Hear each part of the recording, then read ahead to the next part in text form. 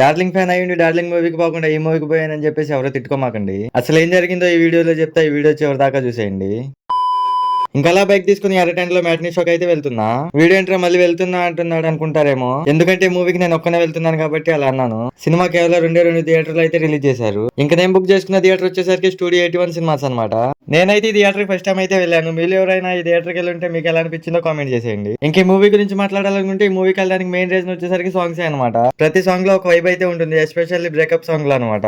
ఇంకా బీజం వింటుంటేనే గూస్ బంప్స్ అయితే వచ్చేస్తే నాకైతే మళ్ళీ ఫస్ట్ టైం చూసినట్టే ఉంది. ఇంక ఈ సినిమా గురించి ఏం చెప్పాలో నాకైతే ఏం అర్థం కావట్లేదు, ఎందుకంటే మీరు అందరూ ఈ సినిమా ఆల్రెడీ చూసే ఉంటారు. ఇంక వీడియో స్టార్టింగ్ లో డార్లింగ్ మూవీకి ఎందుకు వెళ్ళలేదో చెప్తానని చెప్పాను కదా. యాక్చువల్లీ ఆ మూవీకి వెళ్ళడానికి చాలా అంటే చాలా ప్రయత్నించా, కానీ కొన్ని కారణాల వల్ల అయితే వెళ్ళలేకపోయా. ఇప్పుడు మీరు అనుకోవచ్చు ఆ రోజు కుదరకపోతే నెక్స్ట్ డే వెళ్ళొచ్చు కదా అని చెప్పేసి.